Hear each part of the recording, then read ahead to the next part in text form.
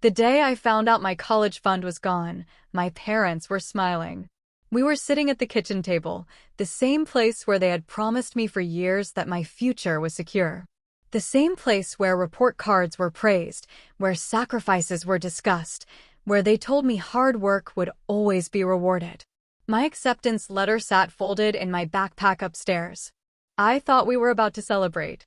Instead, my mother reached across the table and told me there had been a change of plans. Her voice was calm, rehearsed. My father nodded beside her, avoiding direct eye contact.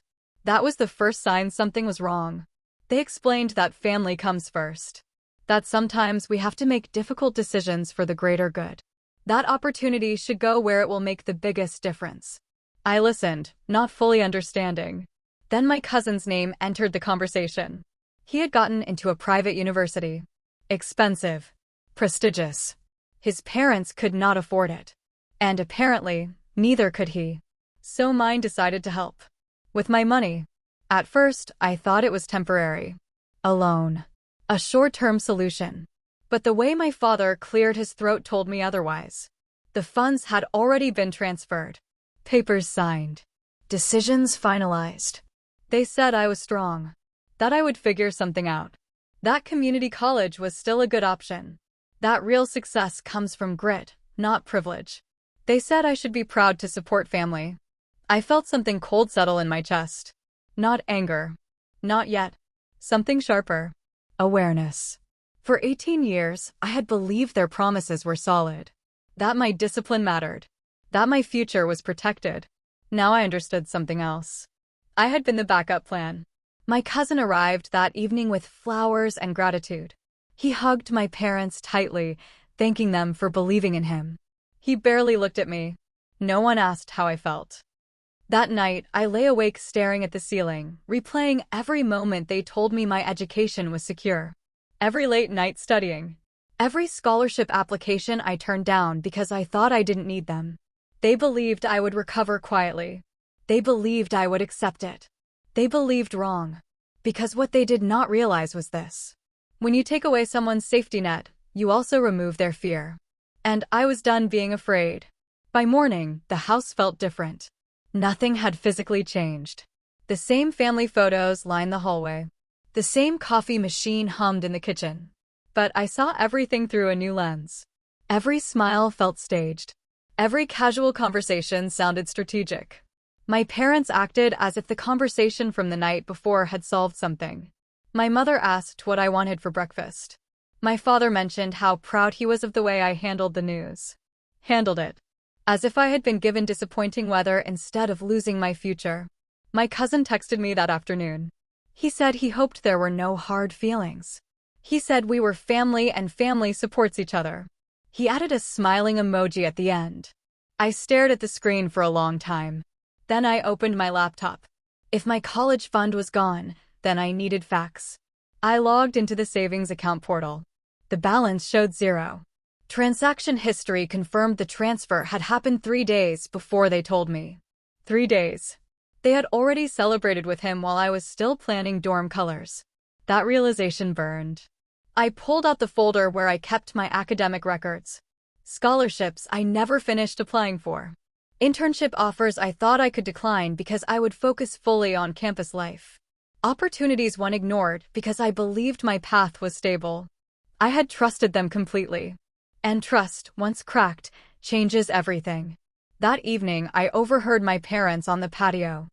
They were talking about how this decision would strengthen family bonds. How my cousin would remember this generosity forever. How I was resilient and would land on my feet. Not once did they question whether they had crossed a line. That was when the anger finally arrived. Not loud. Not explosive.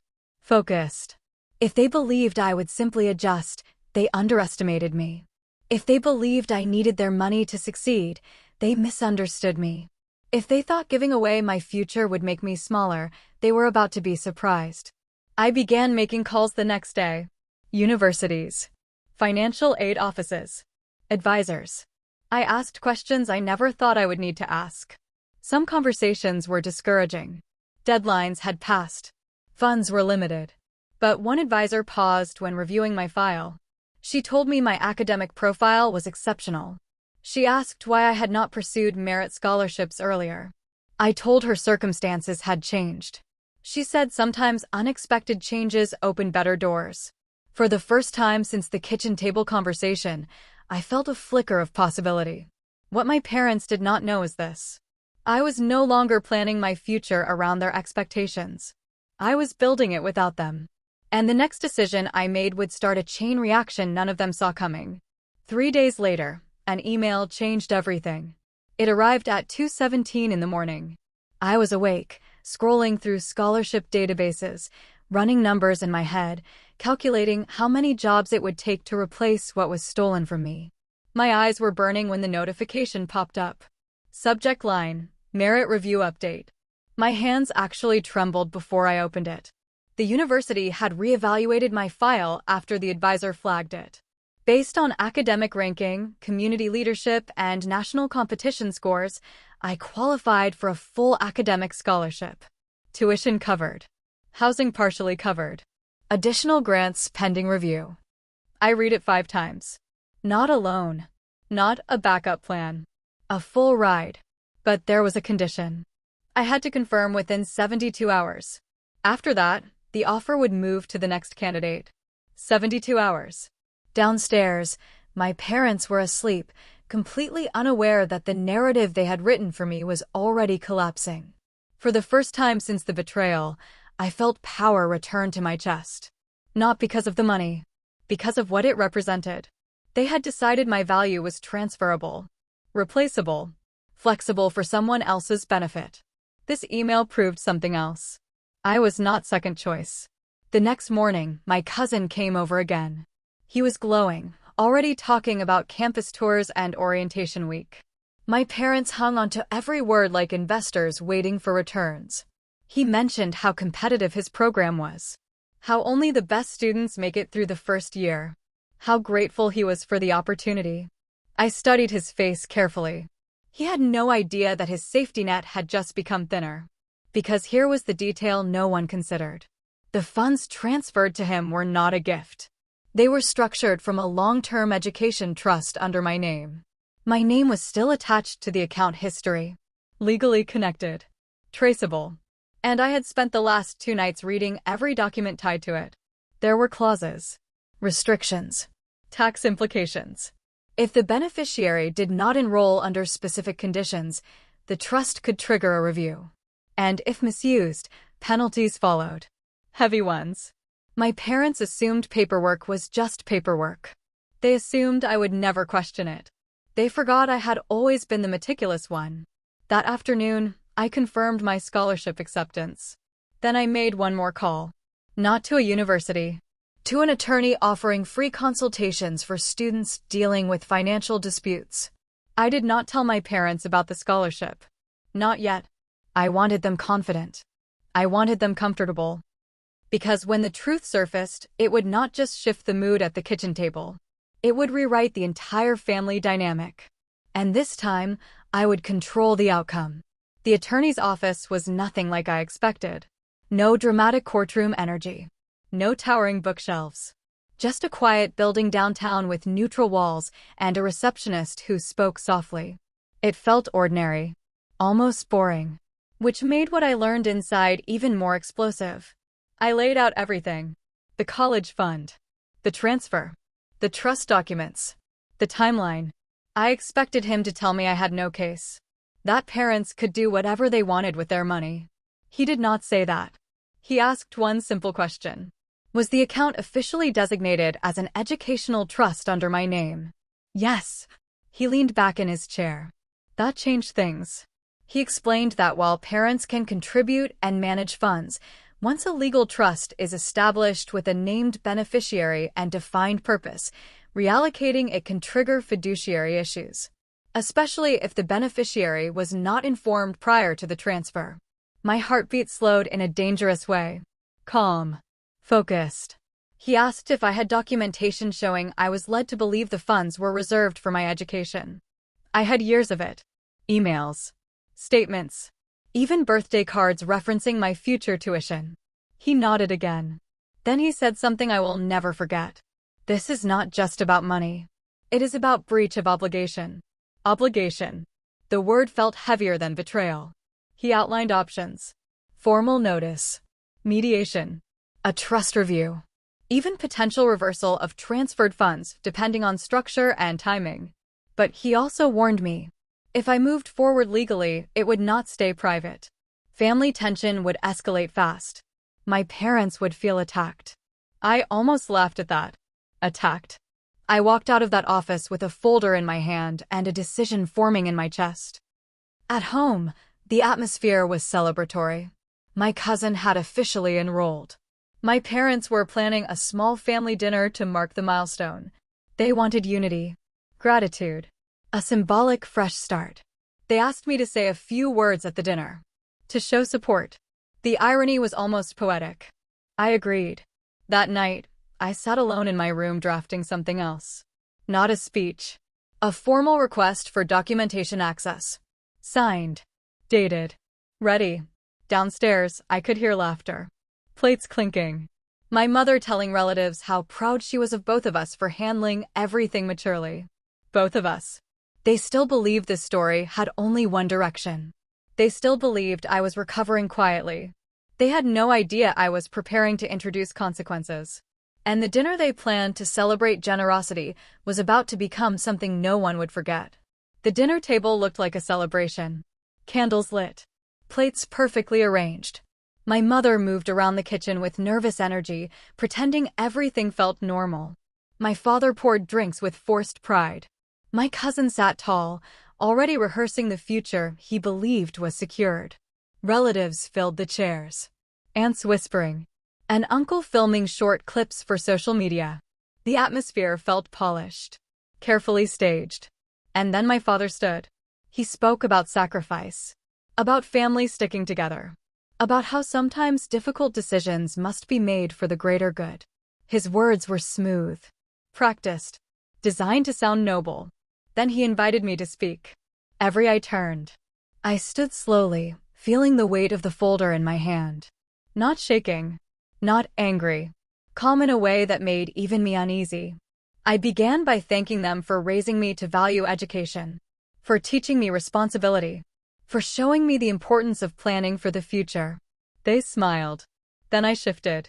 I mentioned the scholarship, the full academic ride, the grants pending review. Gasps circled the table.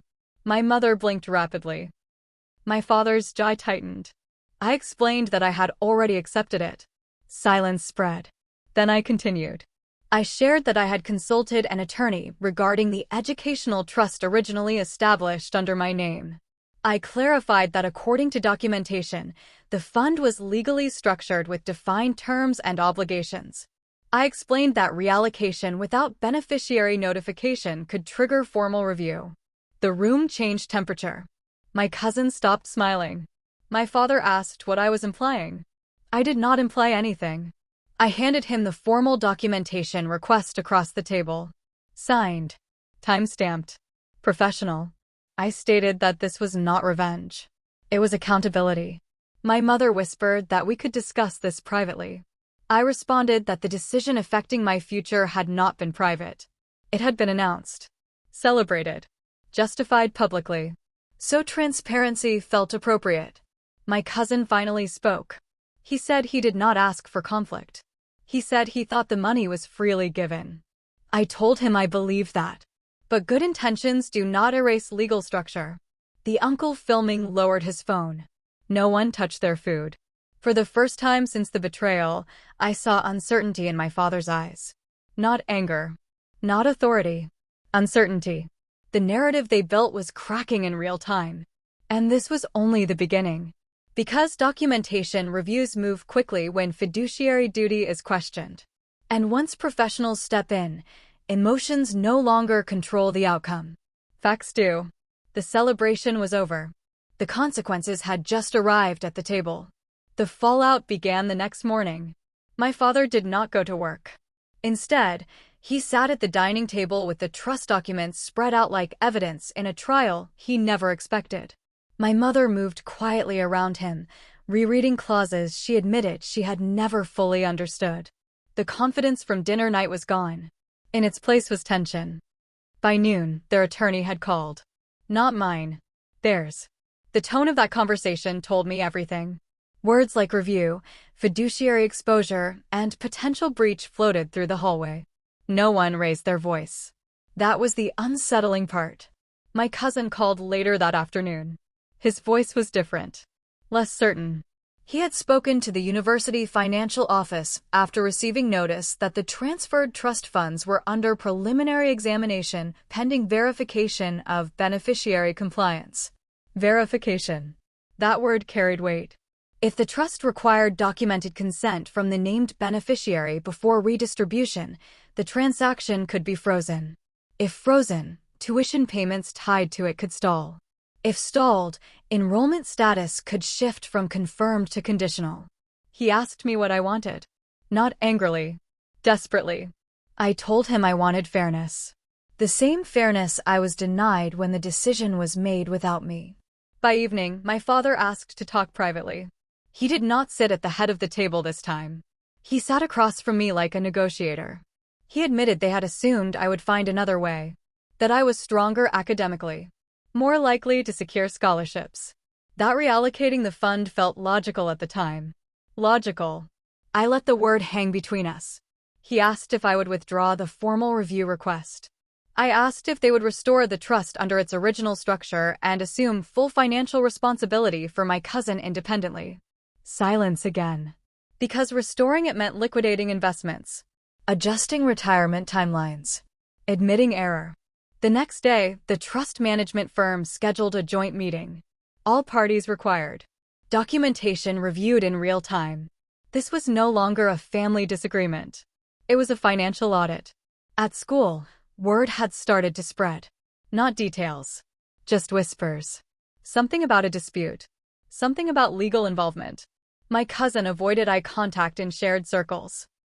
Pressure builds differently when consequences are measurable. Deadlines approached. The 72-hour scholarship confirmation window had closed, but grant approvals were still pending. The trust review deadline was even tighter. Every hour mattered. And for the first time, my parents realized something critical. They were not managing a situation anymore. They were responding to one. The meeting with the trust firm was scheduled for Friday morning. 3 days away. 3 days that would decide who carried the weight of this decision. And this time, the outcome would not be based on emotion. It would be based on record. Friday arrived without ceremony. The trust management office was sterile and quiet, the kind of place where numbers matter more than feelings. A long conference table separated us from the senior advisor assigned to review the case. Screens glowed. Files were stacked neatly.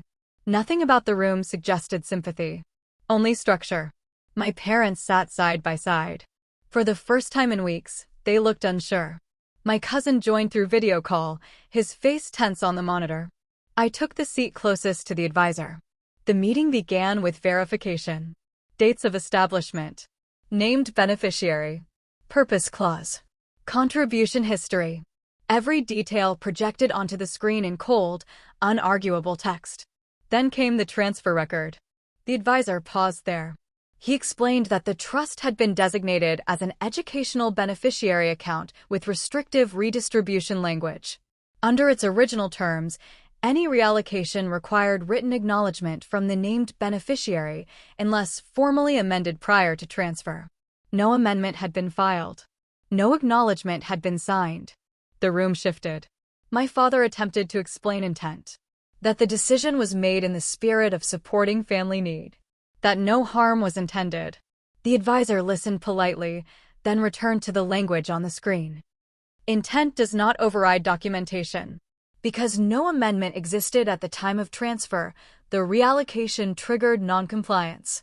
The funds, currently mid-disbursement, were placed under temporary administrative hold pending corrective action. Temporary hold. My cousin's face drained of color on the monitor. Corrective action meant one of two outcomes. Either the trust would be restored to its original beneficiary structure immediately, including reimbursement of any disbursed amounts, or a formal dispute resolution process would begin involving potential legal exposure. My mother's hands trembled slightly. Restoration required immediate liquidity. And liquidity meant sacrifice. Retirement accounts, property investments, long-term savings strategies carefully built over years. The advisor asked one final question. Would the original beneficiary consent to a formal amendment relinquishing rights to the trust moving forward? Every eye turned to me. This was the moment they expected compromise. Forgiveness disguised as maturity. Silence dressed up as peace. I did not rush. I asked whether the restoration option would fully return the trust to its pre-transfer balance, with documented safeguards preventing future unilateral changes. The advisor confirmed. I nodded once. Then I declined to relinquish my rights. Not angrily. Not dramatically. Simply clearly. The hold remained in place pending their decision. We were given 48 hours. Outside the building, no one spoke. The air felt heavier than before. For years, they believed control was theirs. Now, control sat in a document bearing my name. And the clock had started ticking. 48 hours to choose between pride and correction. 48 hours before consequences stopped being reversible. The 48 hours did not feel long. They felt suffocating. At home, the silence stretched across rooms like something fragile about to shatter. My father stayed in his office with the door closed, making calls he once would have handled confidently. Now his voice carried strain. My mother avoided my eyes, moving through the house as if any sudden sound might make everything collapse. My cousin sent a message late that night. Not defensive. Not demanding. Just honest. He said he had deferred housing deposits. That the university had warned him about delayed confirmation if funds were not released soon. He said he never meant to step into something that would fracture the family. For the first time, I believed him completely. This was never about him. It was about a decision made without me. The next afternoon, my father asked me to sit down. No authority in his tone. No rehearsed speech. Just exhaustion. He admitted they had already contacted their financial planner. Liquidation options were being reviewed. Early withdrawal penalties calculated. Long-term projections adjusted. The numbers were not pretty. Restoring the trust would cost them more than pride. It would cost security. He asked if this was what I wanted. If I understood the impact. I told him I understood something else. When the fund was transferred, no one asked me about impact. No one calculated my lost security. They assumed resilience would replace responsibility. Resilience does not pay tuition. That night, documents were emailed back and forth between the trust firm and my parents. Revised agreements. Corrective affidavits. Emergency asset transfers. I watched quietly as the structure they built for years shifted in days. 40 hours in, the advisor called. Restoration paperwork was prepared. Full balance reinstated pending final signature authorization. Additional safeguards added. Dual consent requirement locked into the trust moving forward. No future changes without documented approval from all listed parties. My father signed electronically while I stood in the doorway. There was no celebration. Just acceptance. The administrative hold would lift once funds cleared back into the original account. My cousin would need alternative arrangements. Loans. Scholarships. Responsibility placed where it belonged. When my father finished signing, he looked older. Not defeated. Changed. 47 hours after the meeting, the trust balance reflected my name again. But something else had shifted too. For the first time, they understood that access to my future was not theirs to reassign. And the final conversation still had not happened. Because restoring money was one thing. Repairing trust was another entirely. And that reckoning was waiting. The final conversation happened the following evening. The house was quiet, heavier than normal. My parents sat on the living room couch, the weight of the week etched across their faces. They did not speak immediately, as if waiting for me to break the silence. My cousin lingered near the doorway, unsure if he should stay or leave. I began calmly. I reminded them of the promises they had made over the years. Of the late nights spent studying, the sacrifices made, the trust given freely. Every word landed deliberately. No anger. No dramatic gestures. Just truth, clearly delivered. I explained the impact of their decision, not just financially, but emotionally. How it felt to realize my future could be reassigned without consent. How their casual dismissal of my efforts and ambitions had left me questioning whether I mattered. The pause between sentences was deliberate, letting the weight sink in. My parents tried to defend themselves, citing family loyalty, intent, and opportunity for my cousin. But their words fell flat. I had already experienced the betrayal. I had already secured my path. Nothing they said could undo the fact that they had underestimated me. I continued, turning to my cousin. I told him that his success should never come at the expense of someone else's rights. He listened quietly, no defensiveness. It was clear he had never wanted to be a weapon in the story. Then came the final part, the part no one expected. I revealed that the scholarship I had secured independently not only matched my original plan, it exceeded it. Merit-based grants, research opportunities, and university leadership programs guaranteed my trajectory was now higher than before, beyond anything my parents had envisioned. Their disbelief was evident. My father's shoulders slumped. My mother's face drained of color. The expressions of control they once wielded were gone. They realized they had misjudged not just my resilience, but my capacity to rise, adapt, and claim what was rightfully mine. I concluded with one statement: I was not seeking revenge. I was reclaiming agency. The dinner table where decisions were once imposed would never be a symbol of their authority again. The room stayed silent, heavy, and complete. My cousin offered a small nod, acknowledging the lessons learned in quiet humility. My parents said nothing more, understanding that the past week had rewritten the family dynamic forever. I walked away from that room feeling something stronger than victory freedom. Not just financial, but emotional. Control had shifted. Respect, once assumed, was now earned. And in the end, they were the ones left speechless, forced to reckon with the consequences of underestimating someone they thought would simply comply. The story did not end with punishment. It ended with clarity, accountability, and an undeniable reminder: power belongs to those who never relinquish it, even when it is taken from them. If you like this story, don't forget to subscribe to this channel for more interesting stories. See you in the next one.